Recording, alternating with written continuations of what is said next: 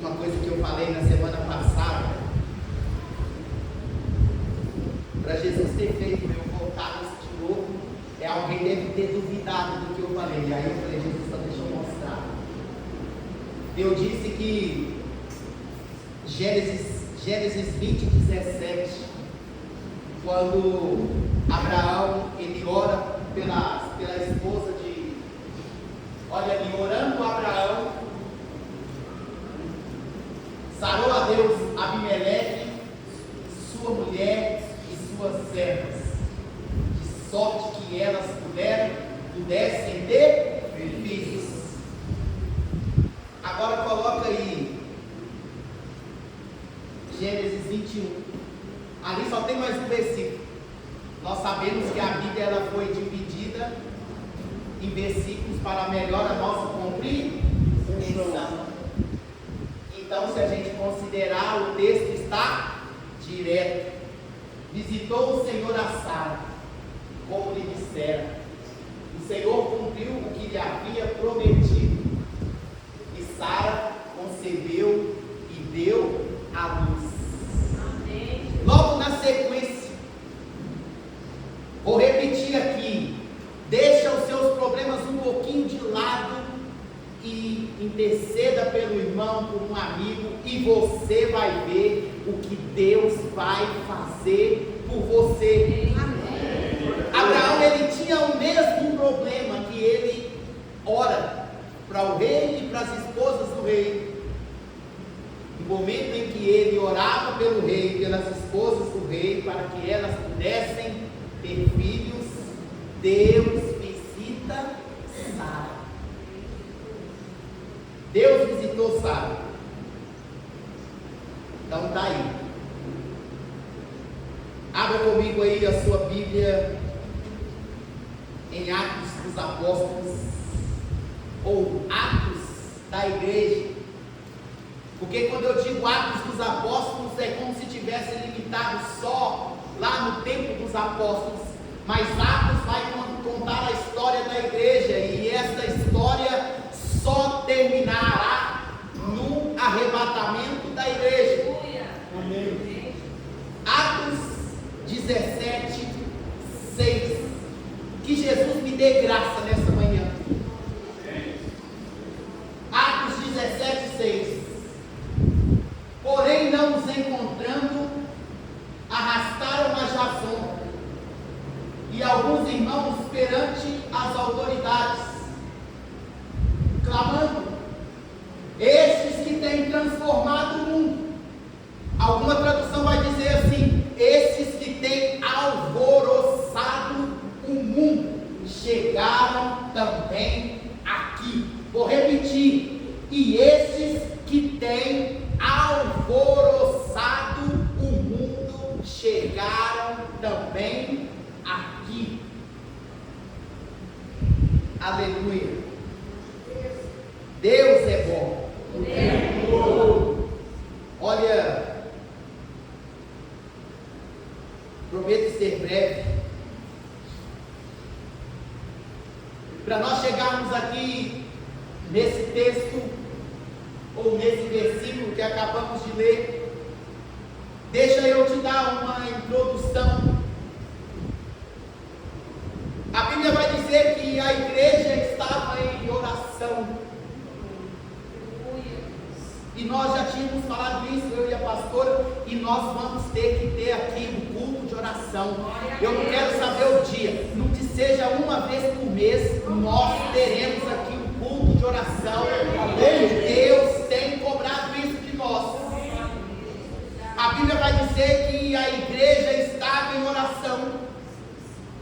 E alguém foi tomado pelo Espírito Santo e disse, o Espírito Santo disse assim: separem para mim a Barnabé e a Saulo para a obra que eu vos tenho separado. Separem para mim Barnabé e Saulo, também chamado Paulo. E diz a Bíblia que imediatamente eles saem em viagem missionária. Foi a primeira viagem missionária do apóstolo Paulo.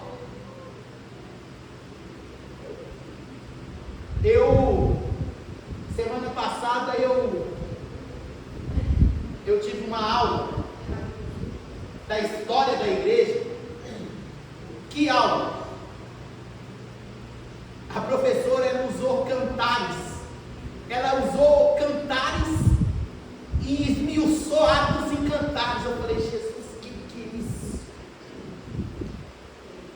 Eu falei, depois eu preciso encontrar com essa professora. Preciso encontrar. Mas olha o que aconteceu. Diz a Bíblia que eles saem e eles levam João. Não o João, o discípulo ou o apóstolo. Levaram João Marcos com eles. E foram. E diz a Bíblia que Deus fez grandes coisas através deles. Grandes coisas, sinais, prodígios, maravilhas, pessoas se convertendo ao Senhor Jesus. Deus de fato e de verdade estava cooperando com eles, confirmando a palavra. E diz a Bíblia que em determinado momento, João Marcos, que é o autor do Evangelho de Marcos, ou o escritor, como você quiser, diz a Bíblia que ele simplesmente vai embora, ele volta para Jerusalém. E tem gente que faz exatamente assim. Você conta com eles, mas no momento crucial do negócio, eles simplesmente dão as costas e vão embora. Só que eu não sei o que aconteceu, mas ele volta. Ele volta e ficou ali com eles de novo. E aí, Paulo disse assim para Barnabé: o negócio é o seguinte, nós vamos voltar de novo em todas as igrejas que nós já passamos. Vamos ver como é que eles estão, e é o que eu tenho dito aqui: não é só ganhar, é cuidar. Não é só ganhar, é cuidar. Nós temos que cuidar. Cuidar. Se preciso for, tira a roupa do corpo e dá. Tira o copo de água da boca e dá. Nós temos que cuidar. E aí diz a Bíblia que Barnabé disse assim: vamos levar João Marcos. Paulo ficou furioso. Nós não vamos levar ele, para ele dar as costas para nós, igual ele já fez. No momento crucial, ele simplesmente vira as costas e vai embora? Não quero ele comigo, não. Ele não vai. E diz a Bíblia que a discussão de Paulo e de Barnabé foi uma discussão calorosa. E isso também acontece. Sabia que isso também acontece no meio dos pastores? Tem dia que a discussão é tão calorosa que é perigoso um pegar pela garganta do outro. Mas é verdade, não precisa, eu não vou ficar aqui escondendo, maquiando nada. Acontece sim. Nós podemos até brigar, dar murro na mesa. O que não pode acontecer é nós pararmos de falar. Não podemos parar de falar. Podemos não concordar? Podemos. Mas de falar, não. E aí diz aqui: então tá. Paulo falou: então tá bom. Você vai para onde é que você quiser e eu vou para o outro lado então. E aí, não, era porque Deus queria que um fosse para um lado e que o outro fosse para o outro. Não tem nada disso. O Espírito Santo foi claro: separa para mim Paulo e Barnabé. Logo na primeira viagem, os dois brigam com o outro e vai cada um para um lado. Não era porque Deus queria que um fosse para um lado. Não tem nada disso. E aí, Barnabé vai e leva João Marcos. Paulo vai e leva Silas. E aí, Paulo vai, na sua viagem agora, ele quer ir passar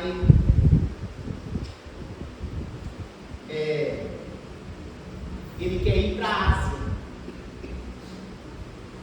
Paulo queria ir para a Ásia pregar, mas o Espírito Santo não deixou. Está escrito, o Espírito Santo não deixou ele ir para lá.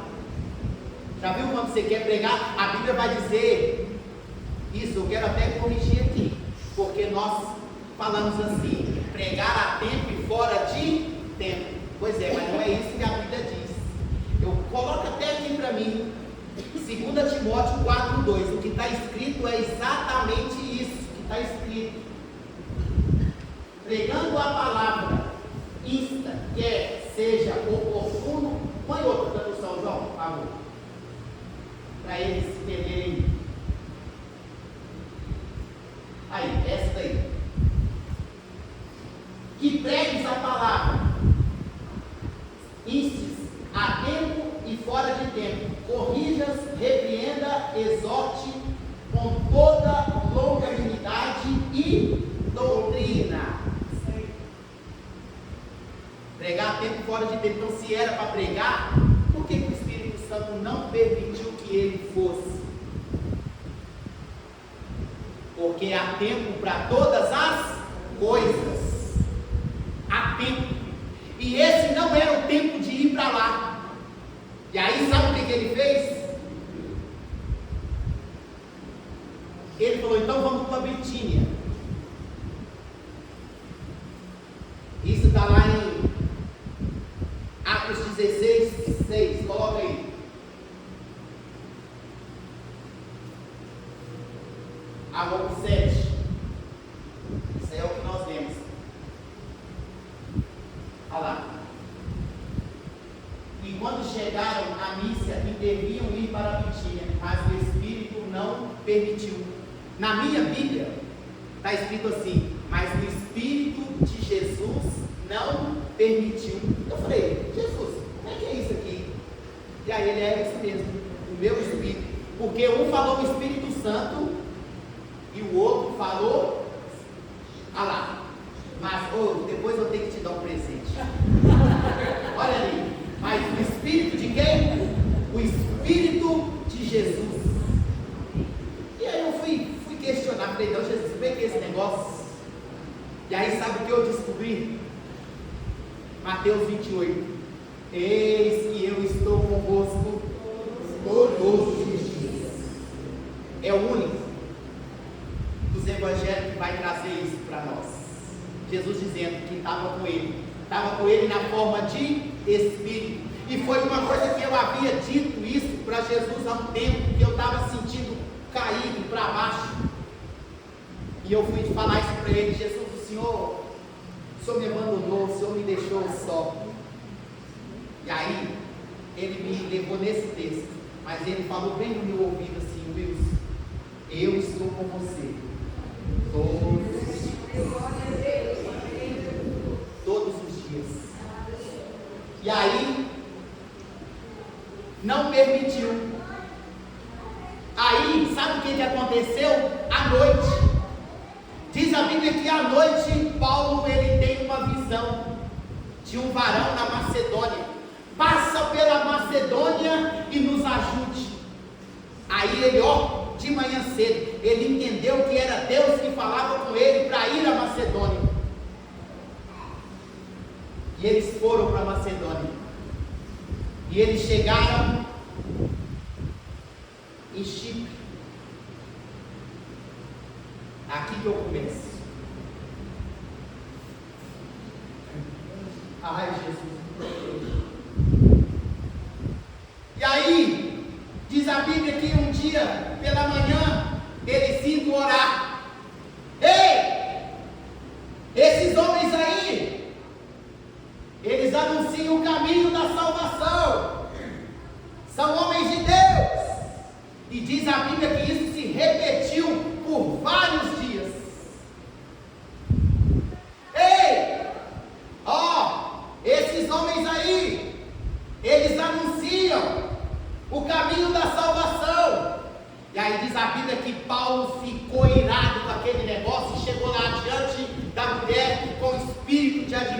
falou assim para ela: Espírito, eu te ordeno, em nome de Jesus, sai dela.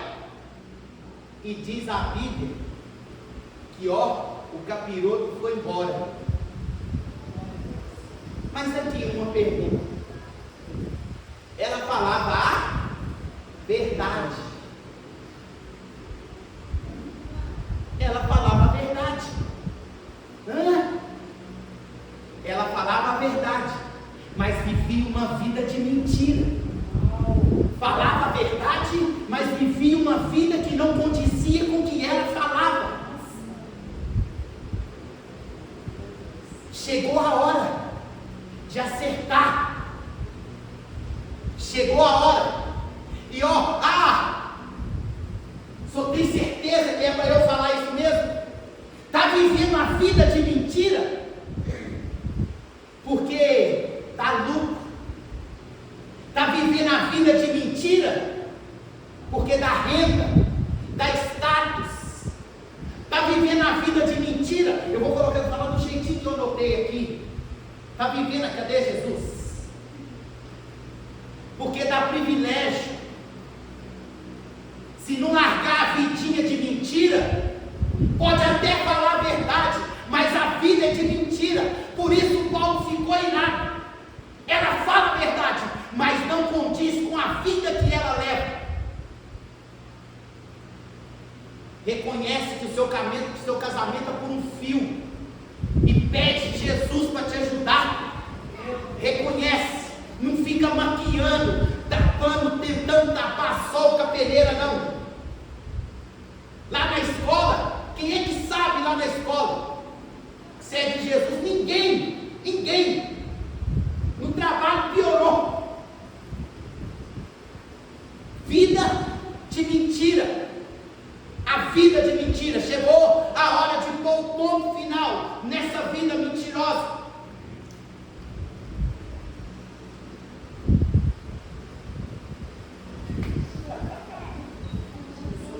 Eu te amo.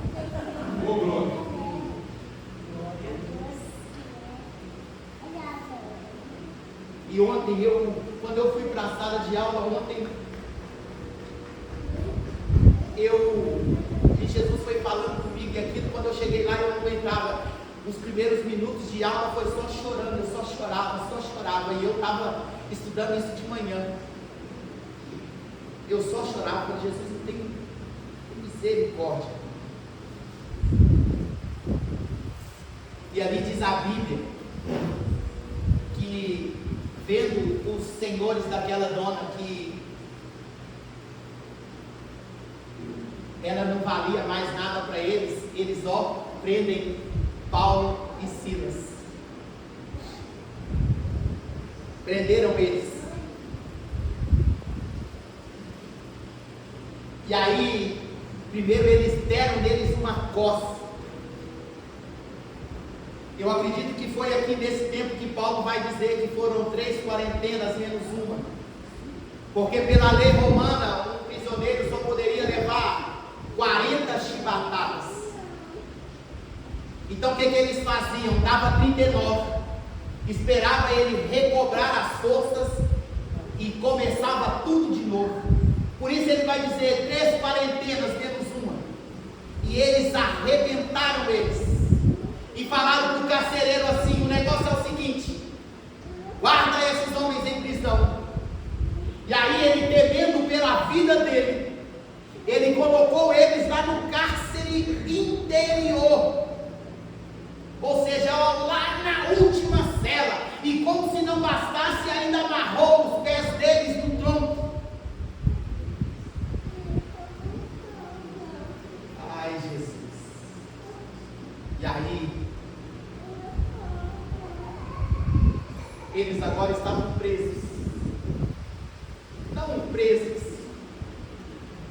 porque, a bem da verdade, nós somos livres. Nós somos livres. A Bíblia vai dizer: conhecereis a verdade, e a verdade vos libertará. Se pois o Filho vos libertar, verdadeiramente sereis livres. Eles eram livres. Deus. E porque eles eram livres,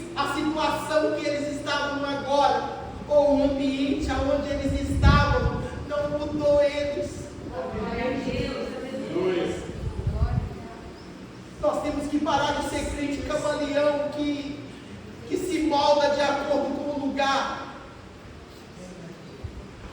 Eles não mudaram por causa do lugar, mas eles mudaram o lugar. Amém? Eles mudaram o lugar. E aí, diz a Bíblia que aí um falou para o outro assim, lá não fala quem falou para quem, mas vamos cantar? Não, vamos orar. Não, então vamos fazer assim, você canta que eu oro. Então tá, então ele começar. E aí os dois começou. E diz a Bíblia que era tão alto que os prisioneiros ouviam. E como eu disse também na semana passada, lá no capítulo 12, quando o anjo do Senhor vem, e ó, chegou em secreto, foi lá, tirou Pedro da prisão. O anjo do Senhor, ele ia passando as cadeias, iam abrindo, até Pedro sair do lado de fora. Mas aí agora desse eu vejo Deus falando com Jesus, Jesus, não, esse louvor aí, eu não posso aumentar, deixa comigo, porque dessa vez eu vou. Aleluia! Deixa comigo, porque dessa vez eu vou. E aí, lembra lá do Monte Sinai, quando Moisés, avisa o povo que amanhã, por esta hora, eu descerei no Monte Sinai. E diz a Bíblia que quando Deus desceu no Monte Sinai, o monte balançava, o monte tremia. Foi isso que aconteceu. Deus, diante de tanto louvor, de tanta adoração, aí ele desce. E diz a Bíblia que no exato momento houve um grande terremoto. Aleluia! E sacudiu os alicerces da prisão, de modo que todas as portas se abriram. E nós estaremos orando até a ceia de outubro, para que Deus abra todas as portas que estiverem fechadas, mas também que Deus feche todas as portas que não foi Ele quem abriu na nossa vida. Deus feche todas elas, porque as portas que Deus não abriu, o inimigo tem levado vantagem sobre nós nessas portas. E as cadeias se abriram. Diz a Bíblia que o carcereiro, a hora que ele acorda do sono, ele vê todas as portas abertas, tudo, ele saca da espada e lá vai suicidar. Paulo grita: ei, não lhe faça mal nenhum, porque todos nós estamos aqui. Tinham motivo para fugir, mas não fugiram. Tinham motivo para ir embora e não foram. Vou repetir: tinham motivo para fugir e não fugiram. Tinham motivo para ir embora e não foram. Por quê? Porque eram livres. Do lado de dentro estavam livres, e quem estava do lado de fora estava preso. Quem estava do lado de fora estava preso. E aí, sabe o que o carcereiro faz? Aí ele entra para dentro. Está escrito, ele entra para dentro. Está escrito, ele entrou para dentro. Mas você quer ir embora. Não dá, não sei, não está dando, não. Você quer ir embora. Não, aquela igreja, não sei. Tinha motivo para ir embora e não foram. Mas aí, e quem estava do lado de fora estava preso, por isso que eles não fugiram. E aí, olha o tempo aí. Aí, o carcereiro já cai de joelhos e fala: o que eu devo fazer para ser salvo? Ele do lado de fora preso. E aí ele entra. Para onde eles estavam? Para ser livres. Glória a Deus. Nós somos livres. Glória a Deus. Amém, Senhor. Nós somos livres. Eu já falei com ele um dia, eu faço o que eu quiser. Só que a Bíblia diz assim: nem tudo convém eu fazer. Nem tudo convém. E aí aquele moço agora todas as portas foram abertas. Eu quero declarar isso aqui nessa manhã. Aleluia. As portas que estavam fechadas, que o inimigo fechou na sua vida, nesta manhã, Deus coloca essas portas abertas diante de você. Mas aquelas portas que não foi ele que abriu, também ele fecha. Lembra de Moisés? Moisés, o inimigo está vindo pelo mesmo caminho. O inimigo está vindo pela mesma porta que eu abri para os meus filhos. Estenda as suas mãos e essa porta vai se fechar. E aí Moisés ele toca de novo. E ó, as águas do Mar Vermelho se fecham e afogam todos os inimigos. Todos eles. E aí sabe o que a Bíblia diz? A Bíblia diz que o carcereiro agora ele tira eles para fora, leva eles na casa dele, eles comem, bebem, tomam banho. Diz a Bíblia que ele cuidou das feridas deles. Cuidou das feridas. Está vendo aí? A gente precisa cuidar. Nós precisamos cuidar. E aí, diz a Bíblia que eles soltam lá, ó, pode mandar eles embora, libera eles. E aí o carcereiro fala para o Paulo, fala assim, ó, veio a ordem lá no palácio, que é para soltar vocês. Aí ele, não, querem nos soltar assim, na surdinha, nem sem ninguém saber o que eles fizeram? Bateram num cidadão romano. Eu apelo que venham eles aqui agora. Eles bateram num cidadão romano. E naquela época, ser cidadão romano era privilégio. Ser cidadão romano dava lucro. Ser cidadão romano tinha influência. E aí Paulo vai, e eles foram lá, pediram desculpas para ele, e colocaram eles em liberdade. Paz.